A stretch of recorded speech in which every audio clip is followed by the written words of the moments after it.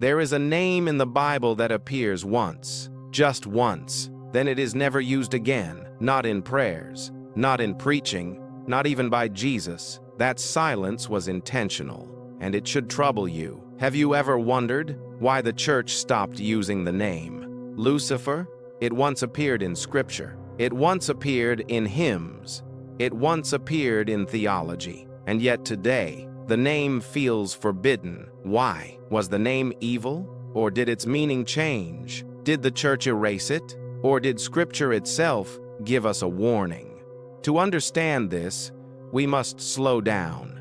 We must separate emotion from doctrine and tradition from truth, because this topic is deeper than most people think. Many Christians repeat what they've heard. Few ask why. Few ask where the name came from. And fewer still ask how Scripture uses it. The Bible never wastes words. Every name matters. Every title matters, especially in the spiritual realm. So, let's begin with clarity. Lucifer is not a modern invention. It is not a pop culture creation. It is not a nickname for Satan. And that statement alone shocks many believers. Yet Scripture demands precision. The word Lucifer appears only once in the Bible. Only once. Not in Genesis, not in Revelation, not in the Gospels. Only once. And that single appearance changes everything. It appears in Isaiah chapter 14, a prophetic book, written in poetic language, directed first at an earthly king, but echoing a deeper reality. This is where confusion begins, because prophecy often speaks on two levels: the natural and the spiritual, the visible and the unseen. Isaiah speaks against the king of Babylon, a ruler intoxicated with pride, a man who exalted himself, a man who believed he was untouchable. And then the prophet uses cosmic language, language of heaven, language of falling, language of light. This is where the word appears. How art thou fallen from heaven, O Lucifer? Isaiah 14. But pause. Isaiah was not naming Satan. He was describing a fall from exalted position, a fall from perceived glory. The word Lucifer did not mean devil. It did not mean evil. It did not mean demon. It meant something else entirely. And that meaning matters. Because names in Scripture reveal function, titles reveal assignment, and fallen beings lose both. The church did not ban a name. The church followed Scripture's pattern. And that pattern is deliberate. Nothing here is accidental. Nothing here is superstition. This is about identity, authority, and the danger of glorifying what God judged. To understand why the name disappeared, we must understand what the name actually meant and where it truly came from. Before we go any further, pause with me for a moment. If teachings like this help you grow in truth, consider subscribing to this channel. We explore Scripture carefully, without fear, without exaggeration, and without compromise. Now let's continue. To understand why the name disappeared, we must first understand what it meant. The Bible was not written in English. It was written in Hebrew and later translated into Greek and Latin. The Old Testament was written primarily in Hebrew. Isaiah chapter 14 is Hebrew poetry. And the word translated as Lucifer is not English. It is not even Hebrew. The original Hebrew phrase is Hillel ben Shachar. That phrase is critical. Hillel means shining one, or bright one. Ben means son of. Shachar means dawn. So the phrase literally means shining one, son of the dawn. This was not a personal name. It was a poetic title, a description, not an identity. Hebrew poetry uses imagery, light, stars, dawn, heights, and falls. Isaiah is mocking pride, not glorifying a being. The imagery compares arrogance to a star that falls. High one moment, gone the next. Now here's where history matters. When the Bible was translated into Latin in the late 4th century AD, around 382–405 AD, the translator St. Jerome chose a word. That word was Lucifer. In Latin, Lucifer simply meant light bringer or morning star. It was a common word. It was not evil. It was not forbidden. Romans even used it for Venus. It described brightness before sunrise. So why did everything change? Because meaning follows context, and context follows judgment. Isaiah is not praising light. He is announcing a fall, a collapse from false glory, a stripping of honor. This brings us to a critical question. Why is the name mentioned only once? Why does Scripture never repeat it? The answer is simple. Scripture does not preserve titles of rebellion. Once authority is judged, the title attached to it is removed. God does not recycle fallen glory. When Adam fell, he lost authority. When Saul fell, he lost the kingdom. When this being fell, the title tied to light was stripped. Scripture shifts language intentionally. Later texts use Satan, meaning adversary, or the devil, meaning accuser. These are functions, not honors, not titles of glory. The Bible is teaching us something. God does not immortalize rebellion with beautiful names. He exposes it, and then he moves on. This is why the name appears once, not because it is powerful, but because it is finished. The fall is final. The warning remains, and that warning is for us, because light without obedience becomes dangerous, and brilliance without humility leads to ruin. At this point, many people ask a sincere question. If the word Lucifer originally meant light, why did the church stop using it altogether? Why not redeem the word? Why let it disappear? The answer is not fear. The answer is wisdom. The early church understood something modern audiences often miss. Words carry memory, names carry association, and association shapes devotion. The church does not protect curiosity at the expense of clarity. After the fall was understood more clearly, the name no longer pointed to light. It pointed to rebellion. Over time, the word stopped being neutral. It became confused, and confusion in doctrine is never harmless. The church had already seen this pattern before. In Scripture, God often removes names tied to rebellion. Abram became Abraham.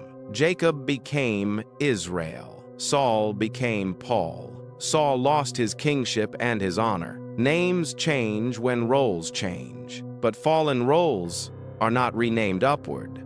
They are stripped downward. By the early centuries, believers noticed something troubling. Some were fascinated by the beauty of the name, not the warning behind it. The title began to distract from the truth. Instead of seeing a fallen being, people saw imagined glory. This is where pastoral wisdom stepped in. The church is a guardian of souls, not a museum of dangerous words. So the church chose restraint, not censorship. Restraint. Church fathers began emphasizing functional names instead. Satan, the adversary. Devil, the accuser. These names reveal character, not charm. They teach believers how the enemy operates, not how impressive he once appeared. This was intentional theology, because fascination is a doorway, and fascination can become admiration. The church understood that fallen glory still attracts, especially to the curious, especially to the rebellious, especially to those searching for power without obedience.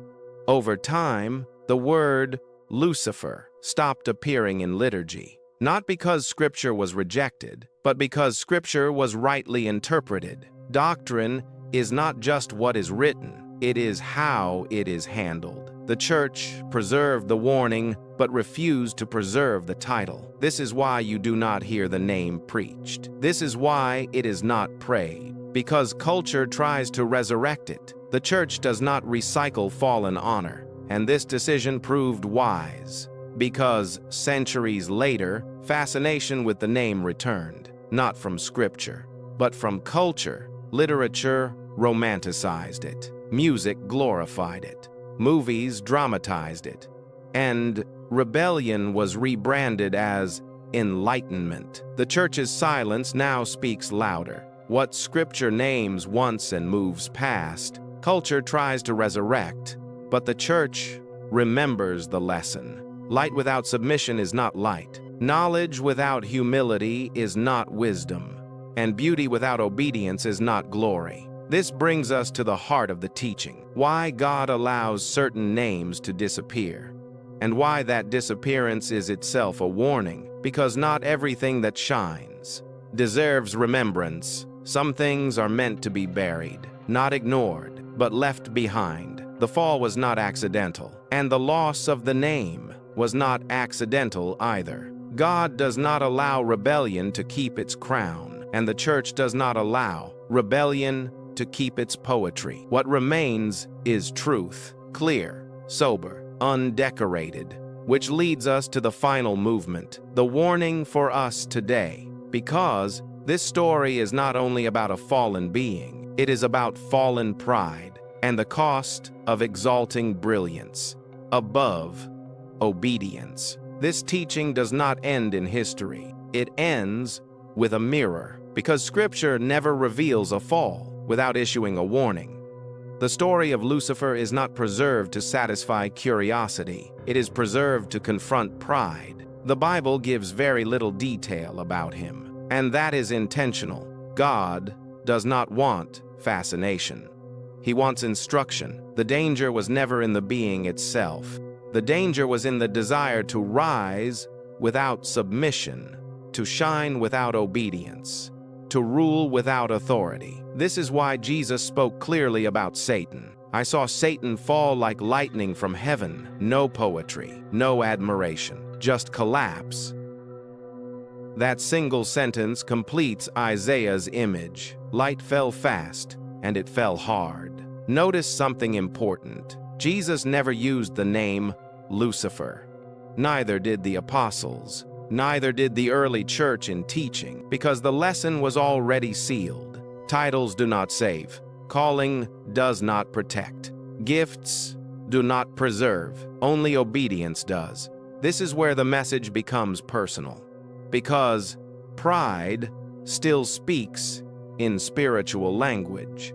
It still promises elevation, influence, recognition, platform, but it resists submission, correction, accountability. The fall did not begin with hatred of God. It began with self-exaltation. I will ascend. I will exalt. I will be like. 5 statements of self. No prayer. No permission. No surrender. And that same spirit still operates today, sometimes in ourselves. This is why Scripture warns us, let him who thinks he stands take heed, lest he fall. Heaven does not reward brilliance.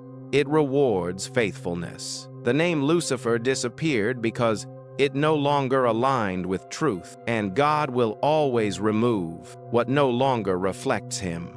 This is not punishment alone. It is protection. Because fallen glory misleads, and misleading light is more dangerous than darkness. Darkness is obvious. False light is subtle. That is why Scripture is careful. That is why the church is careful. And that is why we must be careful. Do not chase names. Do not chase recognition. Do not chase elevation without obedience. God can give light. God can remove it. And God can replace it with something better. The goal was never to shine. The goal was to serve. And the greatest name was never taken. It was given. Therefore, God highly exalted him. Jesus did not take glory. He received it. He did not climb. He humbled himself. And because of that, his name endures above every name forever. This is the final contrast.